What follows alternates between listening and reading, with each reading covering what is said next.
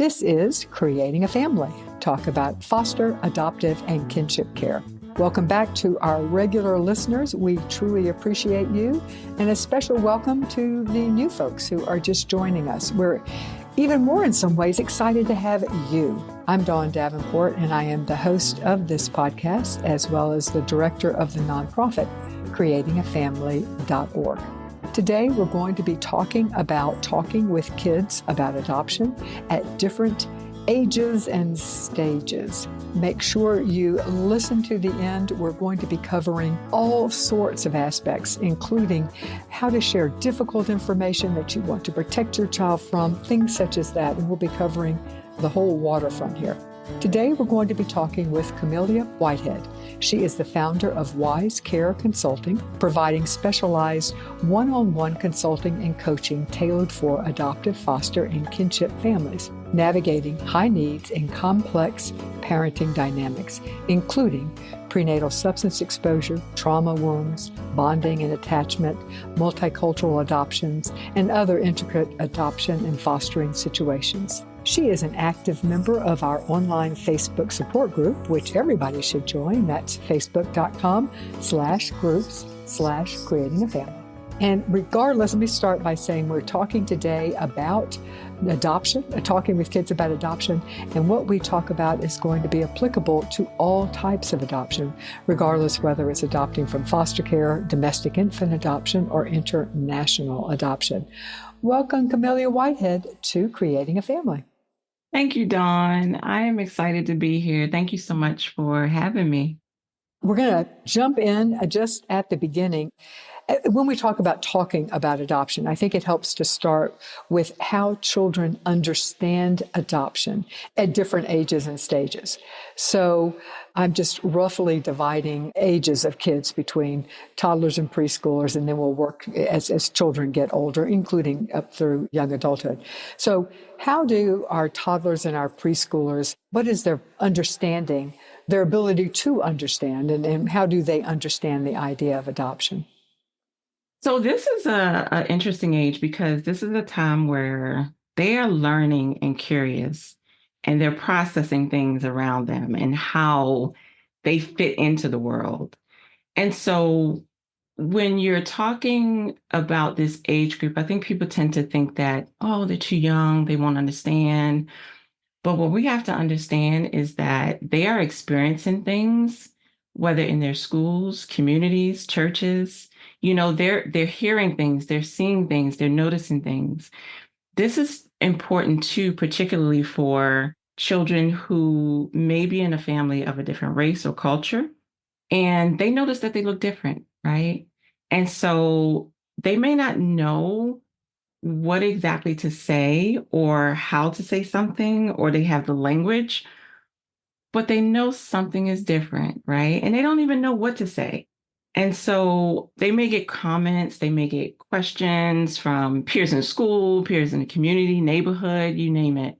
So it's in their face to some degree, and they do have some sort of understanding of something's a little different, right? I don't know what it is, can't put my finger on it, but something does feel different.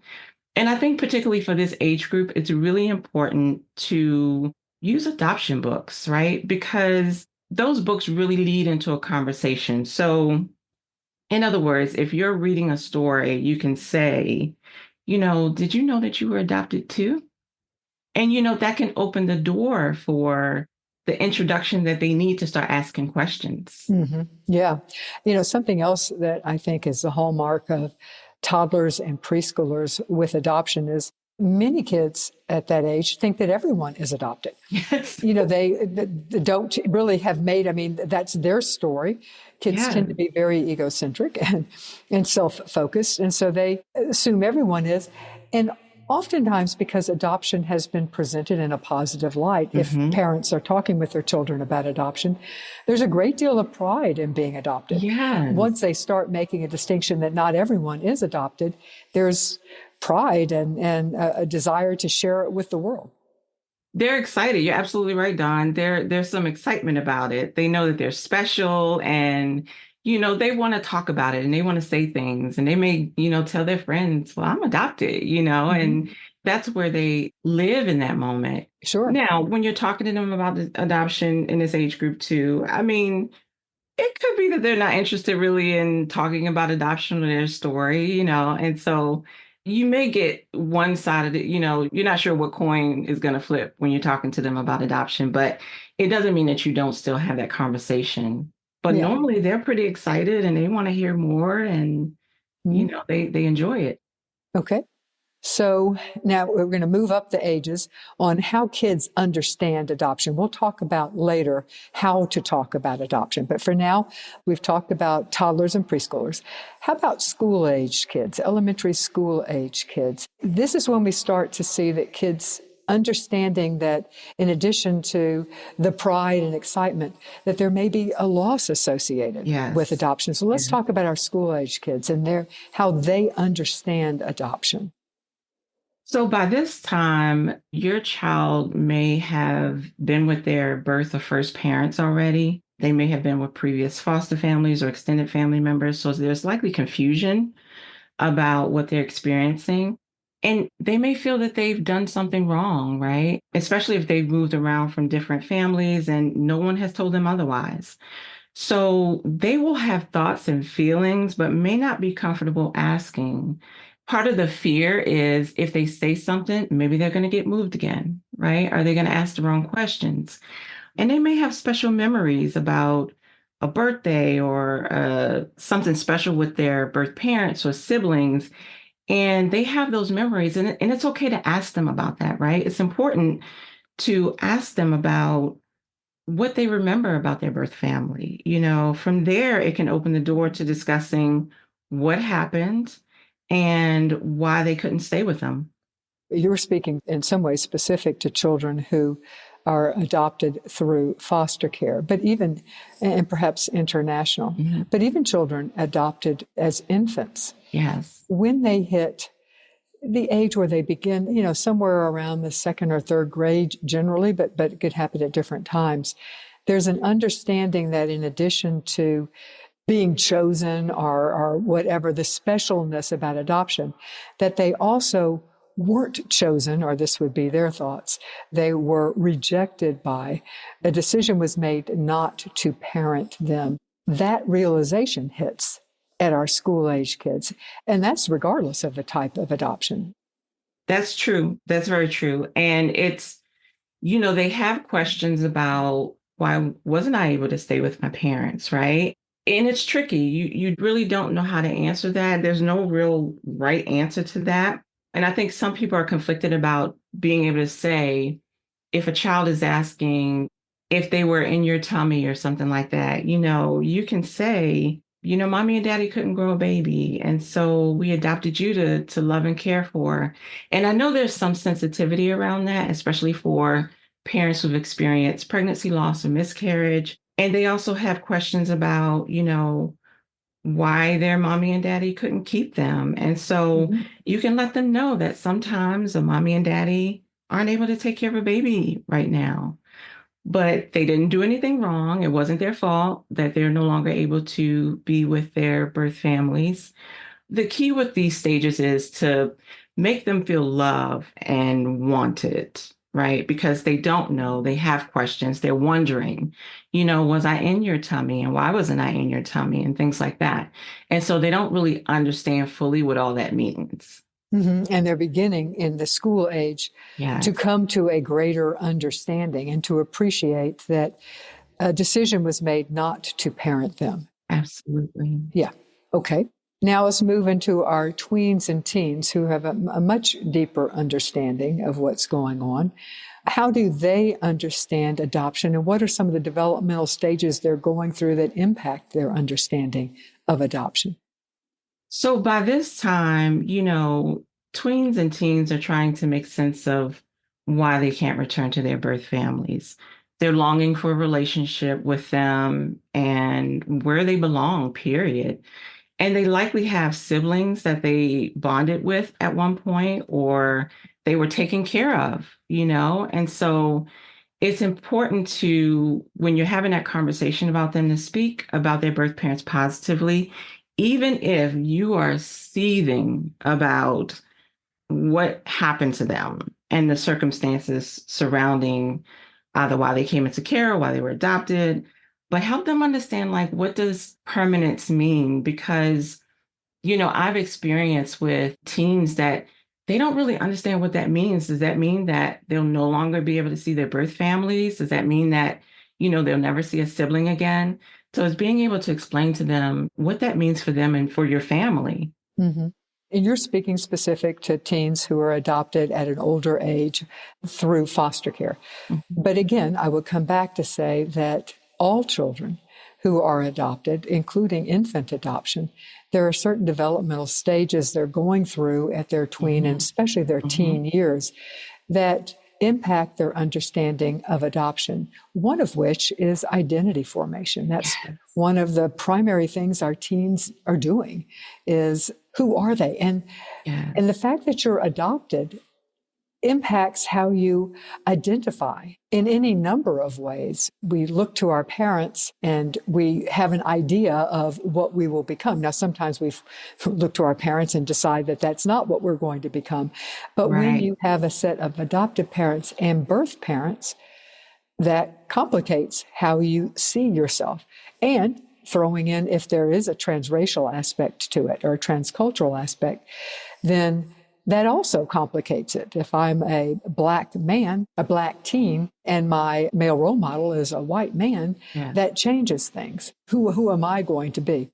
It does. It absolutely does. And, when we speak about identity, Dawn, I think sometimes because we hear the word so much and it's usually associated with gender and sexuality and things like that. But identity it has different tentacles. So it could be trying to figure out who they are as a person, where they fit in with their peer circles, intimate relationships, who they are in terms of, like you said, race and culture, how they identify within their birth and adoptive or foster families. And what does that look like? When they, like you said, if they're particularly for transracial families, who are they identifying with? Because a lot of times kids are trying to figure out who do they identify with within a family, and that could be just from who they look like to how they act. What are some of the character traits that they have that other family members may or may not have? So they're looking at all of these aspects, and it's all important. And even our tweens and teens who are internationally adopted, regardless of the age at which they joined their adoptive family, they still have their culture from birth. And trying to identify what does it mean to be Colombian in the United States, because our teens are beginning to understand that they are Colombian or Romanian, Bulgarian, or whatever their nationality is, and that might mean something different to them. And this work continues into young adulthood. Let me pause here for a moment to remind you that we want your questions. We are doing a newish podcast on the weekends where we answer your questions. It will be short, usually about 5 or 10 minutes, and it's called Weekend Wisdom. So please send us your questions. Send them to info@creatingafamily.org. That's info@creatingafamily.org. All right. Most adoptions in the United States currently have some degree of openness, some degree of contact or connection between adoptive and birth families. Now, that is especially the case for infant adoption. For foster care adoption, it's some degree, but it's usually lesser. For international adoption, it is usually significantly lesser, although that's not always the case. How does openness or lack of openness impact a child's understanding of adoption and the why they were placed for adoption, why they ended up being raised in an adoptive family?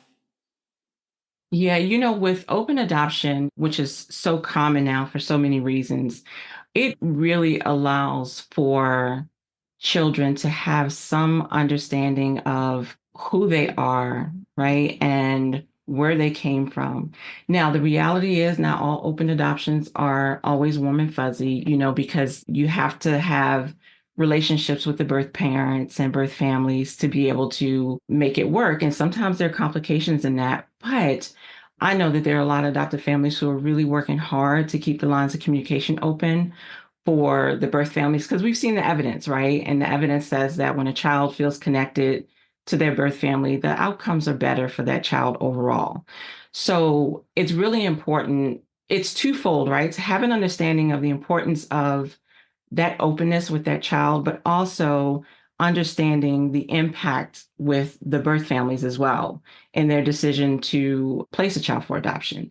Because there are a lot of things that go into that too. And I think when people are feeling supported and heard, whether it's the birth parent or the adoptive child, it makes for a better union between everybody. When you have closed adoptions, it really feels like this child just sort of appeared at some point, right? They don't have any sort of reference to where they came from or their point of origin, or, if they have siblings or they aunts, uncles, grandparents. There's a lot of questions that usually are opened up when children don't have that access to their birth families. Mm-hmm.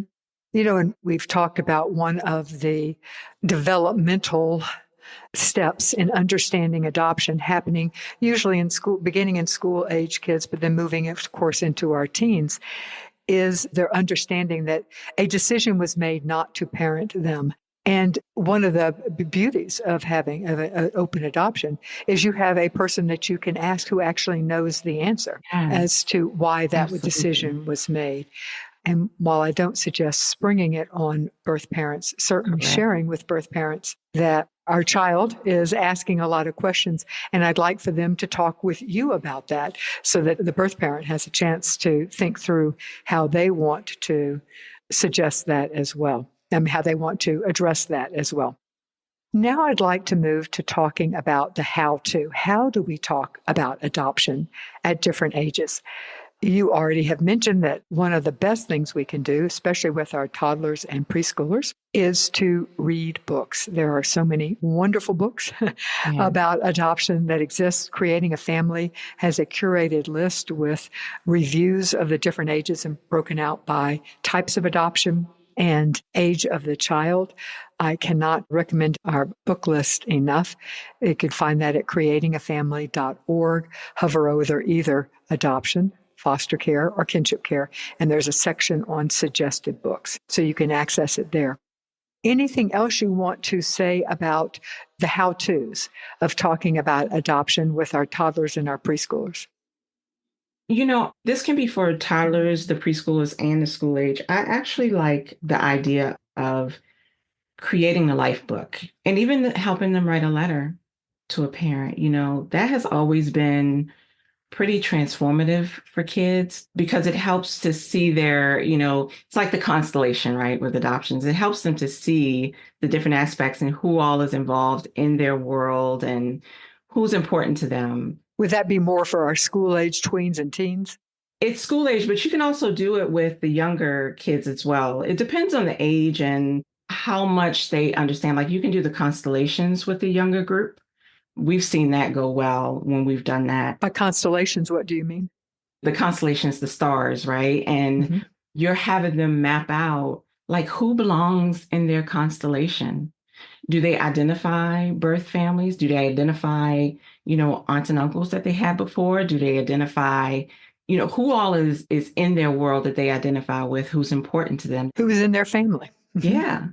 Who makes up their family? Absolutely. And they really enjoy the process. Like they enjoy thinking through who they want to put on there and all the people that matter to them. Mm-hmm. We did something different, but a semi-version of that, I suppose. And we called them our God blesses. And that was part of our prayers at night. And we would, God bless the people who are important in our family. And that was a way of identifying family because we could include birth parents. We could include, and if there was an aunt or whatever that was in their family prior to, they could include that as a way of reminding that family is broad and we can each define our own family. Now, moving into school age, because I love children's literature, I would say continuing to read books, reading Yes. out loud to your kids, as long as up to a point, then they start objecting, although my kids didn't object too much. They continue to enjoy and to have me read to them. But again, the Creating a Family book list will have books for your school age kids, and they'll actually have some books for our teens and tweens. So continuing to include books, because it is such an easy way to start conversations. There's some wonderful classics, the Anne of Green Gables. There's just a lot of books that you wouldn't even think about that have adoption themes to them that you can tease out. So anything else from the how-to talking about adoption with school-age kids? I think it's important too, Dawn, that when they're asking about their birth family, if they ask if they are going to see their birth family again, it's okay to say, I'm not sure. Is this something that you're thinking about? Are you interested in seeing them? It could be that it's a closed adoption and they may not be able to.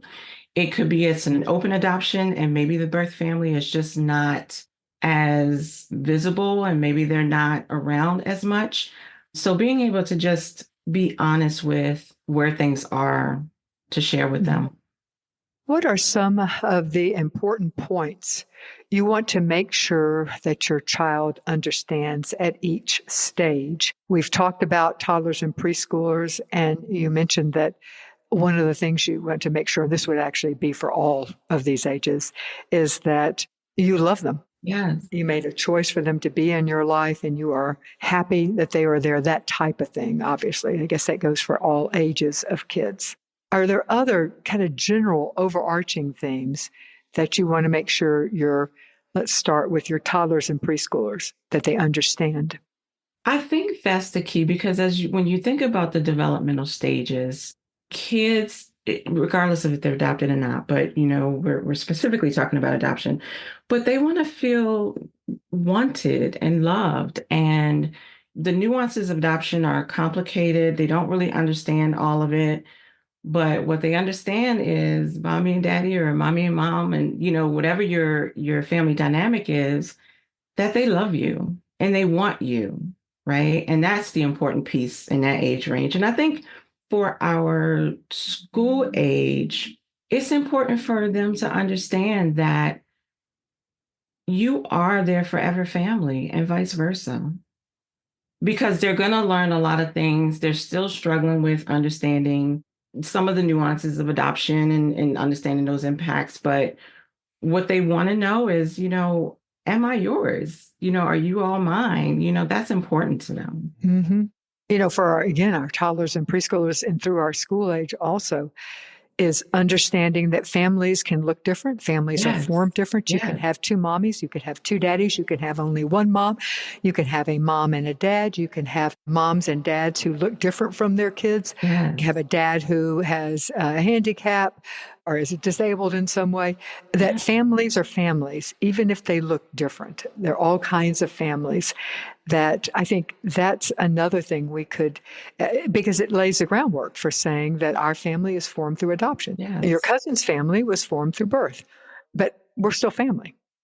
Absolutely. And I think it's important too, this is for school age and for teens, the tweens and teens too, that when they understand, as they're trying to understand where they fit in the role of their adoptive parents, if they're in the picture, it's important too that they understand that their birth parents were experiencing significant emotional and behavior hurdles, right?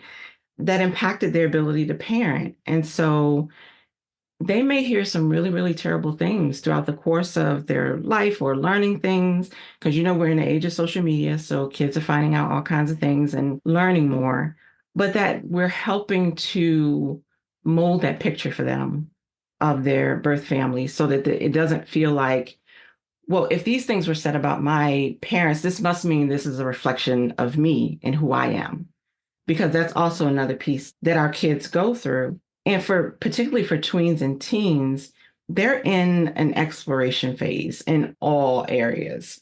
And so they're trying to explore who they are, who they're becoming. And you have to let them ask questions and prepare your armor, because this is an interesting age period, whether a child is adopted or not. but you got to prepare that armor for whatever's thrown your way, because sometimes things can be said and comments are made that can be really, really hurtful in this process. And just being able to prepare that armor and be able to still respond in kind when certain things are said. We're talking about questions here. So, what are some common questions that children ask at different developmental stages that relate to their adoption? We've talked about one, and I think it's the fundamental one, and that is, why didn't my birth parents parent me? Mm-hmm. Yeah, why didn't they parent you? And they also ask, can I go back to them? Do they think about me? It's the ambiguous lost pieces too that are in there. So they're thinking about, who's thinking about them? Do they have siblings? Do their siblings know them? Do they know where they are? Do they know where they live? They have so many questions about just what does this mean in the context of their world, to be able to understand, like, because they're trying to make it feel tangible. We explain a lot of things, but they don't really feel tangible to children. And so they're trying to understand it in a world where they can grab something to be able to say, oh, this makes sense. Okay, I understand it in this way. Wow, the questions range is so many. Did my birth parents love me? How am I like my birth parents, and how am I Yes. different? Yes. Who do I look like? Who do I act like? And those are questions that, as an adopted parent, you may not have answers to, because you may not know who the birth parents were. That's especially the case with adoptions from foster care and international adoptions. Yes. Yes. Exactly. So, if you don't have answers to those questions, who do I look like? Did my birth parent love me? Do they think about me? If you're having an open adoption, then I think then you can reach out. Right. But what about if you don't? If through an international adoption or a foster care adoption, and there's not contact between the birth and the adoptive parents, how do you answer those questions of, did they love me? Do they think of me? Who do I look like? I think it's important, even if you don't have answers, that you're honest with your kids and say, Katie, I'm not sure, honey, I don't know who you look. I haven't seen your birth parents, but I can only imagine that they were beautiful. And you want to share things with kids that you're not lying to them about what their birth parents look like, but you're helping them mold their own image based on something that they may not ever know or be able to see.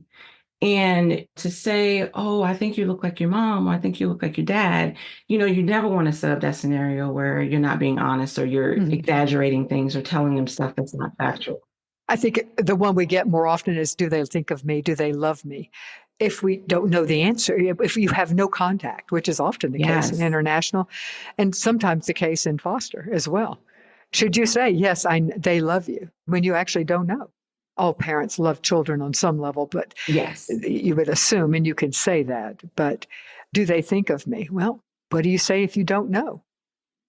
That's a really good question. And I think at the core, parents do have love for their child, right? And so I think it's hard for them to show that, because they're in the midst of struggles, right? Whatever their struggle are.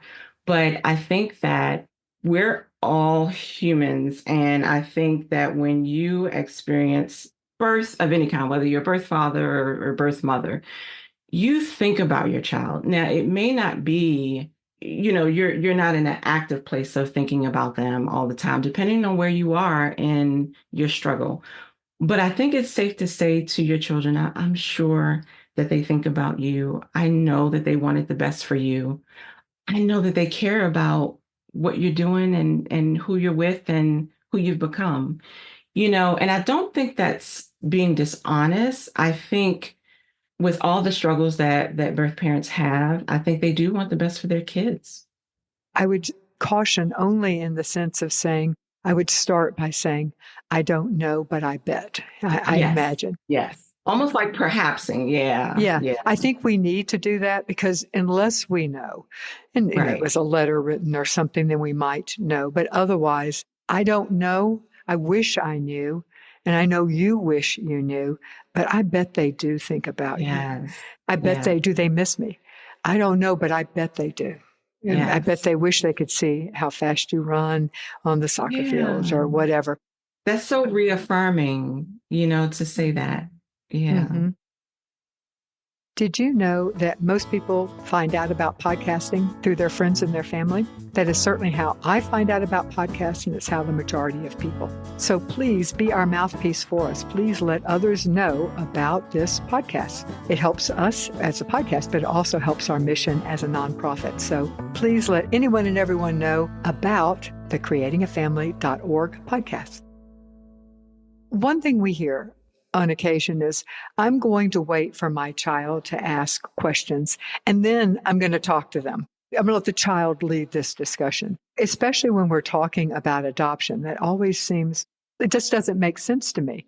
If you never share that they're adopted, they would have no way of knowing to ask a question. But even if some of the other questions, let's say they know they're adopted, but they're not asking some of the other questions we just mentioned, why not wait for a child to ask those questions? Why should we be, as parents, the ones who bring that up? Because children sense things, they learn things. And what you don't want is for their story or something about them to come out from someone else. The earlier you can start talking to your child about adoption, the better. Because again, when we're talking about younger children, they feel something. They know something is different. They've experienced things. They may not be able to put their words to it exactly, but they have those experiences, right? And so they're feeling it. And as they get older, there are questions that they're having, whether or not people are making comments to them. And so they're thinking about the comments and like, I wonder, I wonder. And so you want to open that door as early as possible so that they have the freedom to be able to express some of the things that they're feeling and that they're thinking about and having that conversation. Because if not, you're dealing with a kid now with not only are they trying to adjust to their new normal, right? And their new life, but now they've got all of these unanswered questions and feelings and they don't know what to do with them. Mm-hmm. And so it can get real complicated because they're hearing it. Someone is saying something to them and somebody else might have their story, even if it's one of your family members that might share something inadvertently at a family function, and now this child is hearing this and they didn't know anything about it. So the earlier that they know, the better. And when it comes to helping them process things along the continuum, right? The earlier they learn things, the more they can start processing and understanding what it is that they're feeling and making sense of it. Now, some things I would absolutely encourage you to, at least in my opinion anyway, that you may need support with from a professional counselor, a social worker, or a therapist to be able to work through with them to help them work through. But yeah, the earlier the better because they're learning. Well, and here's the reality. If you're waiting for your child, some kids ask questions out loud. That's by their nature. They're going to be Yes. the talkers. And some kids simply, it's not that they don't have the questions, but that's just not their MO. They are not going to be the ones who jump out there. Very true. And that begs the question, what if you have a child who shows little or no interest in their adoption story? I have had one of those.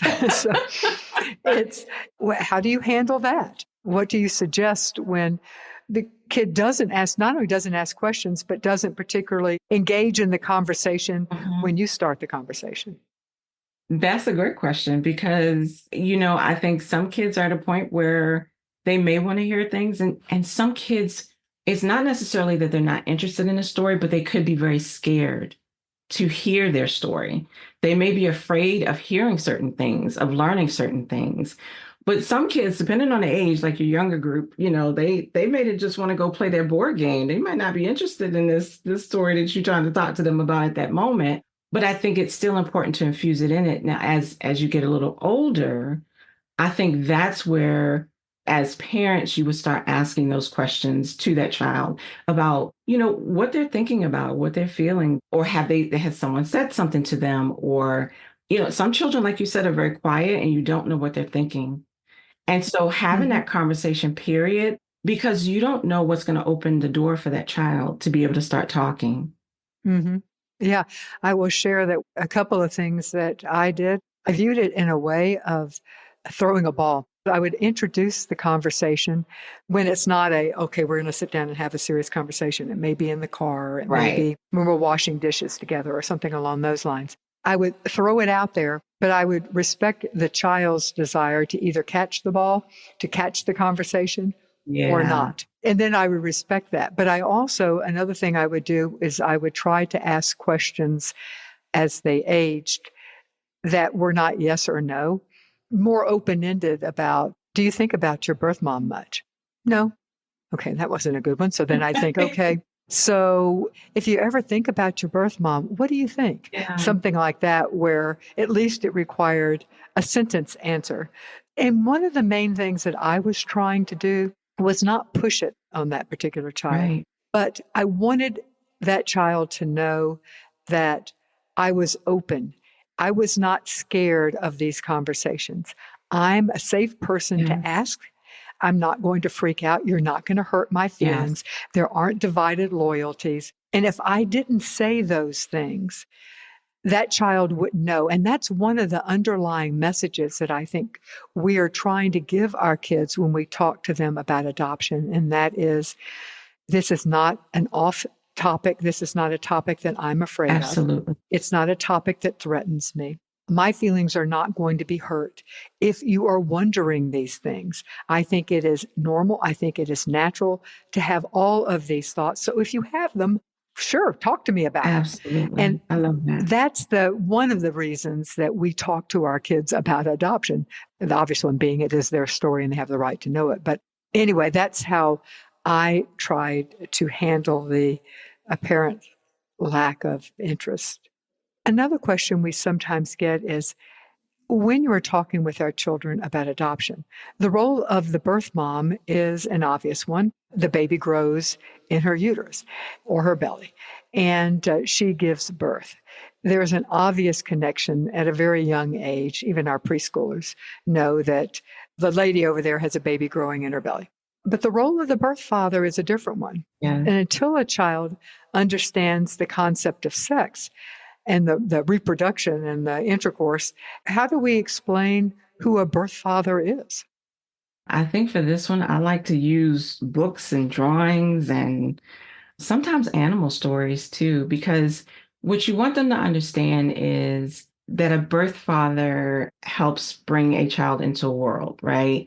And you try to say it as simply as possible because you can't go into all of the dynamics of those pieces. But I find when you use more books and doing some drawings and sort of bring it, because kids tend to love animals and understand a little bit more, I think, at least in my experience, when you're doing it that way, of what that means, because they aren't going to understand the nuances of just conception, period. Until a certain age when you're actually talking to them about Right, that. exactly, exactly. So I think it's helpful to just use books and keep the person and keep sharing with them about birth mom, birth dad, or first mom, first dad, so that they can hear it. Because a lot of times I think we do tend to forget about dad, period. Exactly. Yeah. He's not in the equation at all. And then they think they don't have, that they Right. were immaculate conception. Yeah. Right, exactly. And Hmm. being able to just introduce that to them and make sure that they understand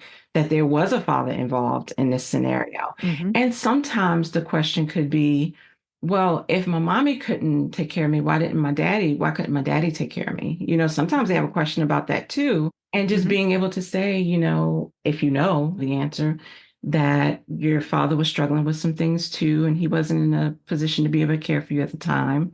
So this was the plan. But it lets them know, it reassures them too, that, like you said, it wasn't an immaculate conception and there was another person involved. Hmm.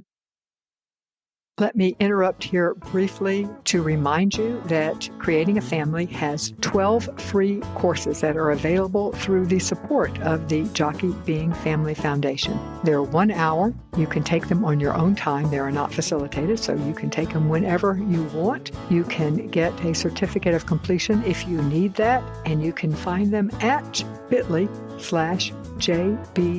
support. That's bit.ly/JBF support. I wonder sometimes when adoptive parents are hesitant to talk with their kids about adoption in any detail, if it isn't because they are afraid of the "you're not my real mom" or "you're not my real dad" being thrown out almost always in anger. So how do you suggest adoptive parents handle the "you're not my real mom or dad" statement? I say first take a deep breath, right? Because it's, like I said, kids sometimes can trigger you and they can say things that just will catch you off guard. I would say first take a deep breath. And then you don't necessarily have to address that. What you can say is, you're my daughter, you're my son, you're my child, whichever word you use. And I love you. I know that you may be angry with me right now. I know that you may not like some of my rules. You may even hate me right now. And that's okay, because I'm still going to love you. But I'm still going to expect certain things from you. There are certain expectations that I'm going to have for whatever it is, whether it's a room or whether it's a curfew or whether it's whatever the dynamic is that you have going on. Because I think you can easily go down a rabbit hole if you start addressing the actual "I'm not your mom, I'm not your dad" thing. And I think it's important to just reframe things, reframe it, and just say, I love you. I'm your mom, I'm your dad, you're my son, daughter, child, whatever word you want to use. And I love you. And yeah, there's sometimes you can be angry with me, and sometimes I'm not going to be in the best place with you either. Yeah. But, we have to get this together and we're going to work through it. I'm hearing you say, don't let it derail the Yes. conversation. Well, I sure love you, and I sure feel like your mom, and you're still not going to be able to go over to Johnny's for a sleepover. Absolutely. Still set that boundary, because it can easily make you feel like, oh my gosh, well, I don't know what to do and I'm nervous and maybe we should. Are we being, you start going down all kinds of holes. And then that also gives it power. Yes. If it works to divert you from the task at hand, then it is effective. Absolutely. That's part of that armor. Yeah, exactly. The truth is that children are not placed for adoption when everything is going well in their birth family. Mm-hmm. And some of the situations that led to our child ending up being our child, being placed for adoption, or us being able to adopt them, are particularly hard. Things like conception by rape or incarceration by one of the parents, substance abuse disorder by one or both of the parents, domestic violence, any number of really difficult situations that as parents, we want to protect our kids from. Absolutely. We don't want our kids to view themselves in relation to these hard things. And that leads to a tendency of parents to want to avoid sharing this information with their precious child. Yes. What are your thoughts on should parents protect their children from the really hard stories that may exist? I think it really depends on where your child is emotionally and developmentally, and making sure that what you're sharing is age appropriate. So if you have a preschooler, toddler, who's someone who's really young, you have to show judgment about what you're saying about birth parents and the story, how detailed you're going into a story about that. Now, once your kids get a little older, and like I said, kids are into social media at earlier ages now, and they are involved, they're on websites, they're looking at all kinds of things. I think, again, going off of where your child is developmentally and emotionally, I think it's appropriate to say, to have that conversation and say, from what we've been told or from what I understand, this is what happened. That way you're not painting the picture of what happened, but this is information that's been shared with you, right? And being able to say, this is the information that I have. This is what was shared with me about what's now. If you know that your child has been very emotional, is in a difficult space, I think you really need to think about when you share this information, and how you share this information. Now, again, we're in the age of social media, so it's very possible that they are learning and seeing things through these avenues, or it's coming out, other things are being shared or said by other family members, and you don't want that bear to be poked in that way. But I think it is important to be able to share what you know very sensitively to that child when it's developmentally and emotionally appropriate to do so. One of my concerns is that people instinctually, people meeting parents, and I understand this, parents instinctually think that that time when it is appropriate is significantly older than what most mental Yes, health providers yes. usually believe.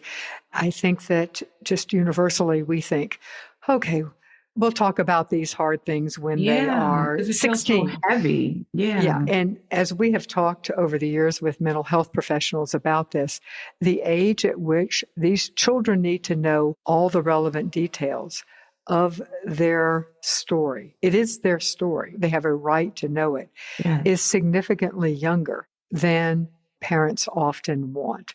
We have Yeah. heard certainly no later than age 12, but really between the ages of 8 and 10 Hmm. is when they need to have. And one of the things with young children, in order for you to be able to share the child's full story, including the hard parts that we would really like to protect them from, in order to be able to share that, let's say between 8 and 10, we have to be laying the groundwork when Yes. they are toddlers, when they are preschoolers. In age appropriate, without going into detail, you lay a basic framework of whatever their story is. And then as you continue to talk with them between those preschool ages and say around age 10, you're adding a little more detail each time Yes. to that story. I think that is the safest way of being able to share what is in fact their story, and they have the right to hear it. They have the right to know it. I agree completely, Dawn. And children sometimes will surprise you because they'll fill in the gap for you. And usually not correctly. And Right. they're filling in the gap. Often they're filling in a gap in a worse way, perhaps. But Yes, yes. yeah. Or they'll ask you things. They may say things that you're not prepared or thinking that, wow, you were really thinking this, or wow, you had some understanding of this. They will surprise you at some of the things that they will say. Did my dad beat on my mom? That kind of thing. And you're like, you're surprised that they're even talking about that or even, formulating that idea. But sometimes they Mhm. have ideas of things, or maybe they've gotten bits and pieces, or as you say, as you've laid the groundwork, sometimes they're connecting things, and then they may have an aha moment. Mhm. Yeah. Before you leave, let me remind you that Creating a Family has a free newsletter. It's monthly. We curate the best of what we have found that month to help you along your foster parenting or adoptive parenting or kinship parenting journey. You can subscribe at creatingafamily.org/newsletter. That's creatingafamily.org/newsletter. All right. In some cultures, or ethnic backgrounds, there is a strong prejudice against adoption. It's especially true at times if a child is from an orphanage Yeah. or coming from a lower socioeconomic or social class. Hmm. And adoptive families coming from these cultures are hesitant to tell their child that they're adopted for fear of this prejudice. Or they might say, we're going to tell the child someday, but we want to wait till they're much older before we share this information. Hmm. And some families go to the extent where they outright lie to the child. They Yeah. might say that the child was born of a surrogate. Or the adoptive mom may go so far as to disguise that she was pregnant. Yes. This is a particularly challenging situation because Very. we know there's so much research that when children find out at a later stage that they were adopted, there are so many lies that have gone into keeping that from them, Yes. that fact that they were adopted is less the issue than all the lies that were told.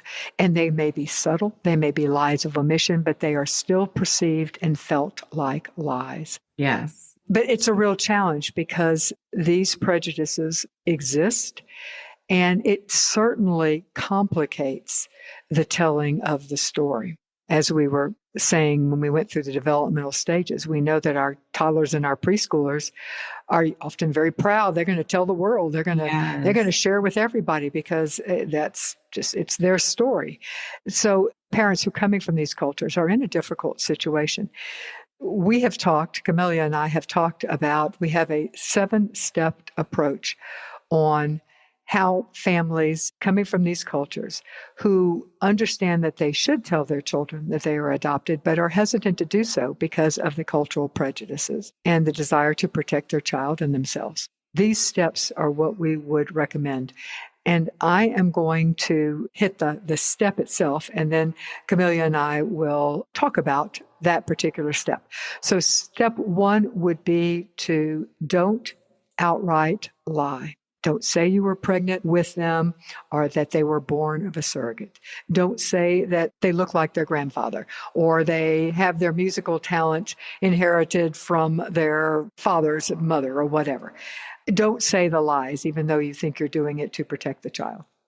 The second step is to think through carefully what you are afraid of by telling the child.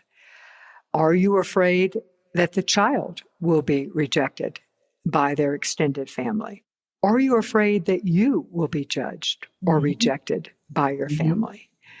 Are you afraid that the child is going to share this information with others in your community and you don't want that to happen? Talk a little bit about this one, about the thinking carefully and honestly about what you are afraid of.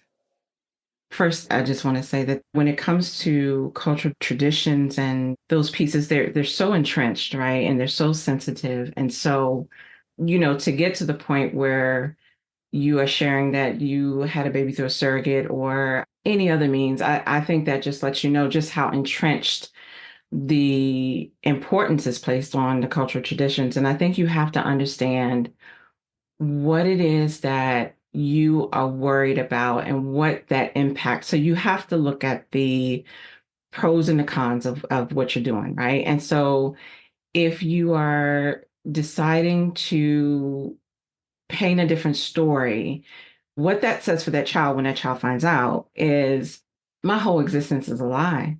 My whole existence, was fake and everybody was a part of it, and you're talking about children who already are dealing with trust and attachment and bonding and all those things, right? And so when you get to the point where you're here, the impact that that's going to have on your child once they find out is so far reaching.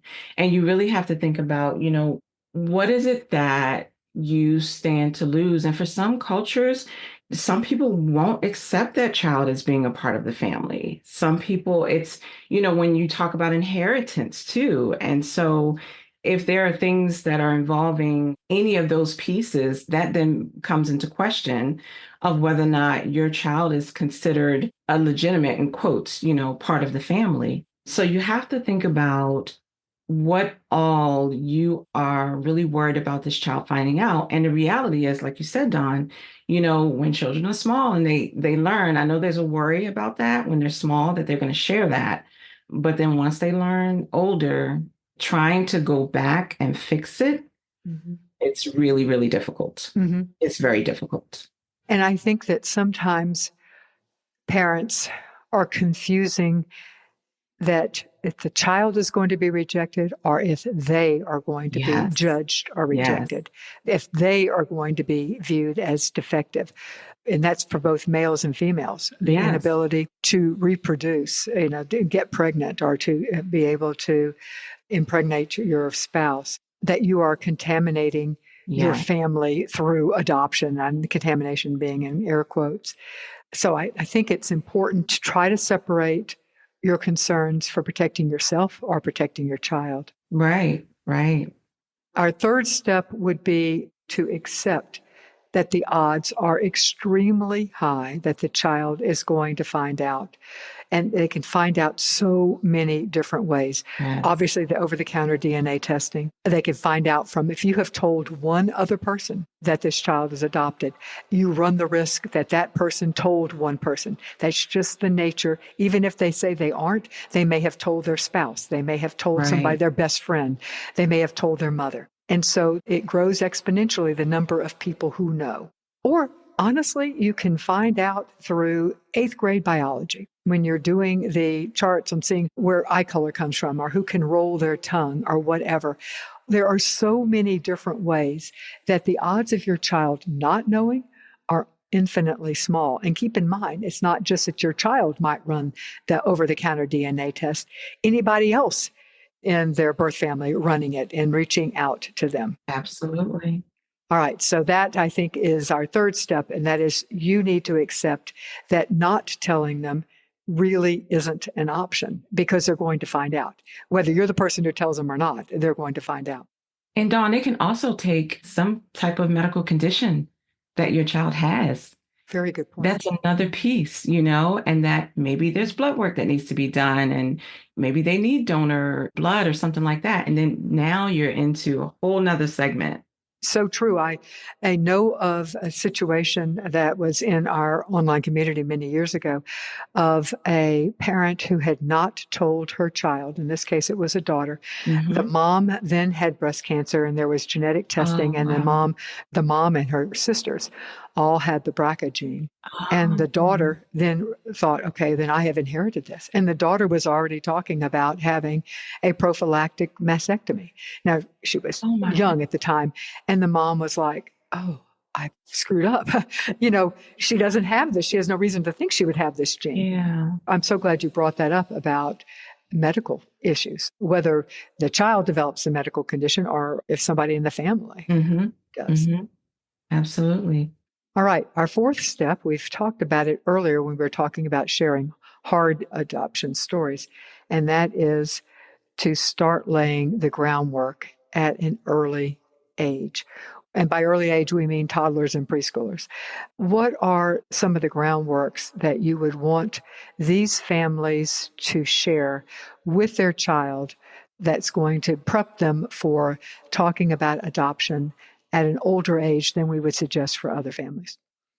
When you aren't laying that groundwork early, you introduce into your family, into your life, you introduce a lot of distrust, right? Once they learn about this, now there's distrust, right? And so now you're trying to move forward. You're trying to fix what happened before, but now you're also trying to move forward.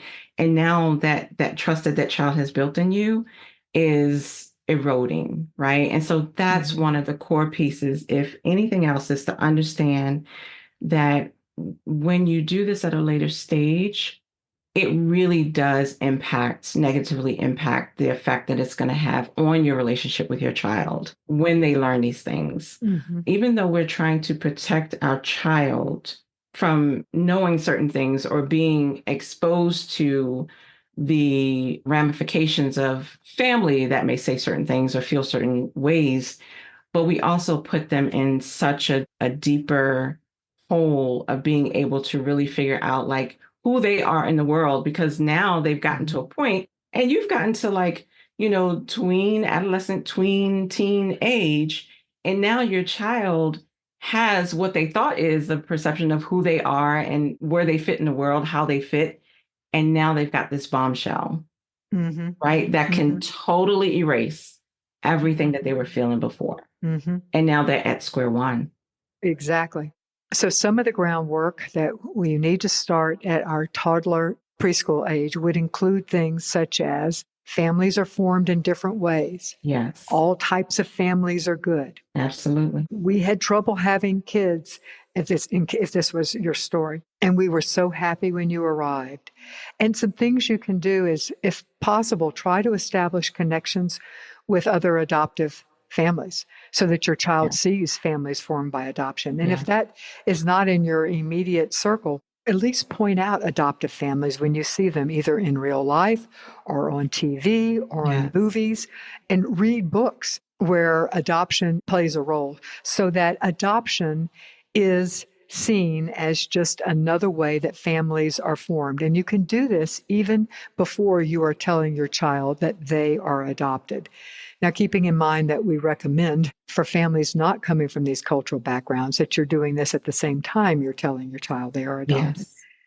All right. Another step would be accept that at some point the failure to tell is the same as lying. Yeah. And this is what you were talking about before.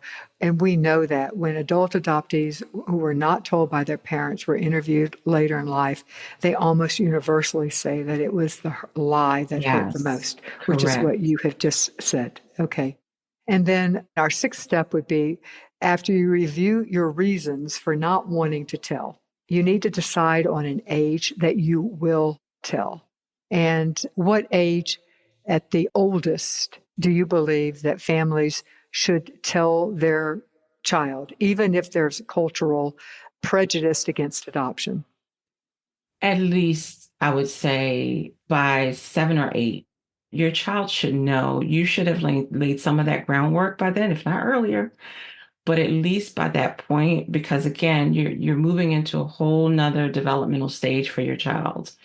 And they're trying to figure out who they are. There's preteen identity stuff that's going on as well, and where they fit. And people tend to say high school is a rough age. I really think it's middle school. When you're in middle school, that I think it's just a hard transitional place to be in.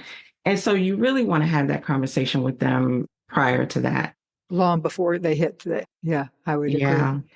And then the last step is explain their adoption story. What you know, you need to share with them. And you could also share that not everyone from your country or your culture feels the same way that you do about adoption. And that some people think that adopted kids aren't as much a part of the family as kids born to the family, but you do not agree with that. Yes. Mm-hmm. Yes. Yeah, absolutely. All right. Well, that is our 7-step approach. If you are in the situation where your cultural background is not approving of or is discriminatory against adoption. And that brings us to the end. Thank you so much, Camellia Whitehead, for talking with us today about how we talk with our kids about adoption at different ages and stages. Thank you, Dawn.